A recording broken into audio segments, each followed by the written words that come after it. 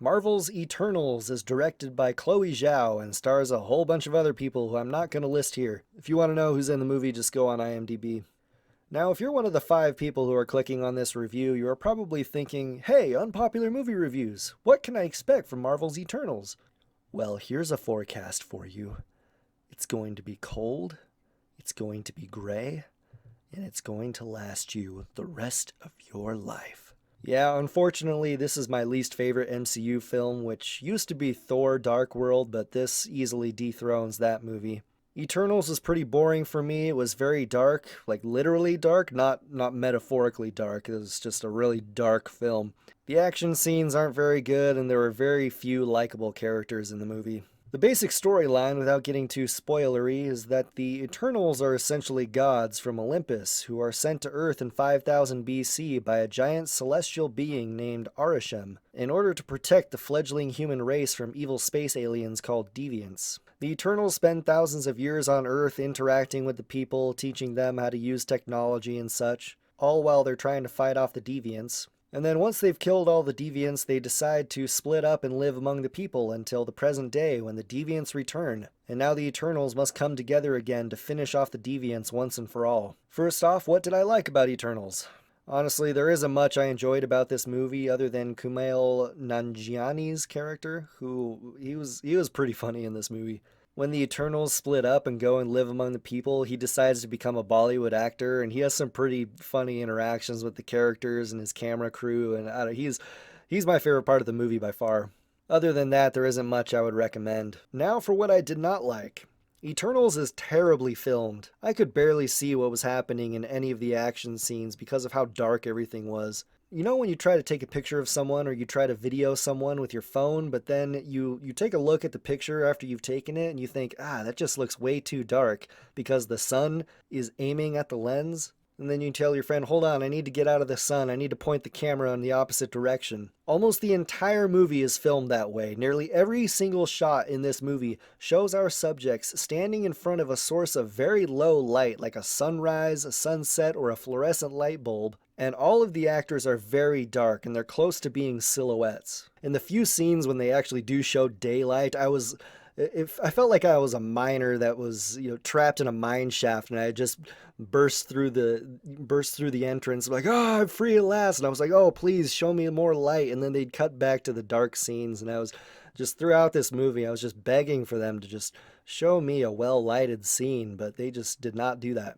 That was a bad decision to make, and that by itself would have single-handedly ruined this movie for me if there weren't other things that I was also bothered by. There's about a 15-minute fight scene in the middle of a dark forest where the deviants are attacking our heroes, and all I can see are these green and gray blobs being thrown around and hitting trees and running into cabins, and I hear all this screeching, but I can't make anything coherent out of it. The action in this movie is very boring, mostly because it's poorly lighted, but also because our heroes have very boring superpowers, and they don't do anything cool with their superpowers at all. In many instances, they'll just show our heroes standing in one place while a bad guy charges at them, and then our hero will punch at the bad guy or stab him, and then the bad guy will fall back, and then they'll come back, and our character is still standing in the same place, just trading blows with this giant creature, and that's just not fun to watch. None of the heroes have any interesting powers. Nanjiani's character just basically shoots golden golf balls from his fingertips. Richard Madden shoots gold lasers out of his eyes. Angelina Jolie makes gold outlines of weapons. Brian Tyree Henry has gold devices that he throws at people. Ma Dong-seok has a gold arm that he punches people with, and it's just everything's gold and weird mechanical looking. It's just not creative or fun to watch. The acting in this movie is pretty dull as well. I mean, there's just a lot of staring, a lot of moping, a lot of crying, and none of it was earned. Like, none of the emotional scenes were earned. I felt nothing for any of these characters when they're in danger, other than Nanjiani's character. There's really not much else to say after that. I mean, I just really would not recommend this movie. I've been very disappointed with Marvel Phase 4. I hope Spider-Man No Way Home is good, but the only reason I'm looking forward to it is because it's rumored that Tobey Maguire will be making an appearance as Spider-Man. And I've just been dying to see Tobey Maguire back as Spider-Man for a long time.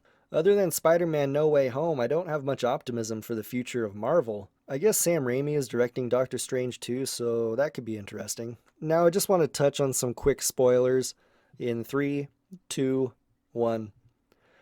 That ending fight scene was not well thought out. It was so frustrating because our heroes go to the volcano to stop the Celestial from coming out of the earth, and the Eternals know that Icarus is going to be there, and they know that he will be waiting for them, and they know that he can fly and shoot lasers out of his eyeballs. But regardless of all that information, they just decide to fly their giant spaceship there, step off onto the beach, and then close their eyes and meditate, without bothering to find out where Icarus is. And then, predictably, he appears and blasts them all away with his laser beams, and then he blows up their ship, and then they all act shocked and dejected, like, oh, this is so terrible. And I'm just thinking, what did you think was going to happen? It was also kind of annoying because they kept saying over and over again that Icarus was so powerful that not even all of them together would be able to stop him. But then halfway through the fight scene, Brian Tyree Henry's character just stops him all by himself with some mechanical devices that tie him down. And I'm like, whoa, that was easy. Now, everyone is making a big deal about the mid-credits ending scene. If you haven't heard what it is, basically Harry Styles shows up as Thanos' brother.